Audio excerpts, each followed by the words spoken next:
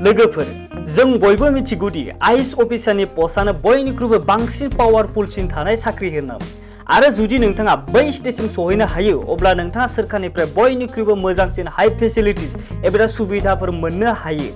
बिदिब्ला लोगोफोर दिनैनि बे भिडिअ आं बाथ्रा बुंगोन आइएएस अफिसारनो होनाय गासै मोन 10टा फ्रि फेसिलिटिसफोरनि सोमोन्दै। बेखायनो नोंथाङा भिडिअखौ जोबजासिम नायलांदो। बिदिब्ला थुदो जागायदिनोसै। Number 10 security. आइएएस अफिसारनो गभर्नमेन्टनिफ्राय सिकिउरिटि होनाय जायो। आइएएस अफिसारजों लोगोआव जेब्लाबो सानैनिफ्राय साथामसिमहालागै सिकिउरिटि गार्ड रैखाथि होनो थाखाय थानाय जायो। बेनि अनगायैबो आइएएस अफिसारा इमारजेन्सि सिचुएसनाव गावनि आरो गावनि नखरनि एबा फेमिलिनि थाखाय सिकिउरिटिखौबो बारायना लानो हायो। Number 9 unofficial benefits. सासे आइएएस अफिसारखौ स्कुल कलेजफोरनि मेल मिटिंफोराव गाहाय आलासि हिसाबै हांख्राय हरनाय जायो। बेजों लोगोसे आइएएस अफिसारखौ बायदि बायदि रोखोमनि पार्टी, फांसन, कनसार्ट बायदियाव मानगोनां आलासि महरै खावलायहरनाय जायो।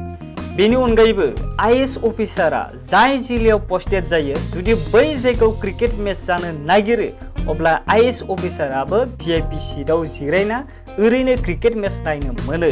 बेबायदिनो आइएएस अफिसारा अफिशियेल बेनिफिट्सनि अनगायै गोबां रोखोमनि आनअफिशियेल बेनिफिट्सबो मोननाय जायो।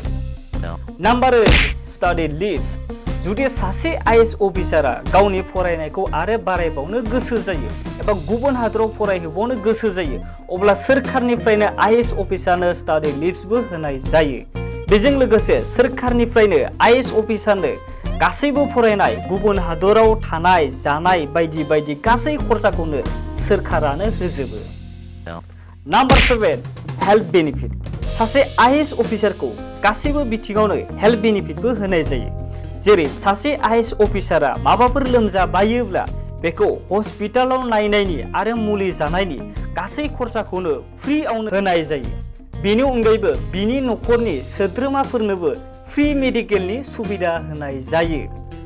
Number 6 reservation for children. IAS अफिसारनि गथ'फोरखौ सेन्ट्रेल गभर्नमेन्ट एबा सोरखारनि स्कुलफोराव फ्रियावनो सिट मोनथारनांगौनि रिजार्भेशनबो होनाय जायो। Number 5 free electricity and telephone connection. सासे आइएएस अफिसारखौ सोरखारनिफ्राय कारेन्ट, केबल, टेलिफन बायदिफोरनिबो फ्रि सुबिदा होनाय जायो। बेनि अनगायैबो आइएएस अफिसारनि न'आव मोनसे बिएसएनएल लेन्डलाइन कानेक्शन आरो ब्रडलाइन कानेक्शनबो होनाय जायो। बेफोर गासिबो फ्रियावनो मोनो। बेनि अनगायैबो आइएएस अफिसारखौ फ्रि इन्टारनेट आरो फ्रि एसएमएस सार्भिसबो होनाय जायो। आरो बेनि गेजेरावनो मोनसे बाथ्रा, जुदि नोंथाङा जोंनि चेनेलखौ साबस्क्राइब खालामाखैब्ला अन्नानै साबस्क्राइब खालाम आरो खाथिनि बेल आइकनखौबो थुनानै अलाव होनानै ला। मानोना बर' रावजों बेबायदि नलेज आरो गियान होग्रा भिडिअ सानफ्रोमबो मोनबाय थानो थाखाय। Number 4 retirement benefit.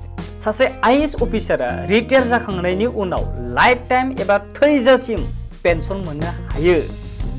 Number 3 official trips.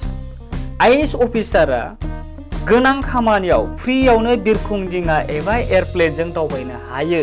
बेजों लोगोसेनो सासे आइएएस अफिसारा गोनां खामानिनि थाखाय ट्रेनावबो फार्स्ट क्लास एसि ट्रेनजों फ्रियावनो दावबायनो मोननायनि मोनथाय होनाय जायो।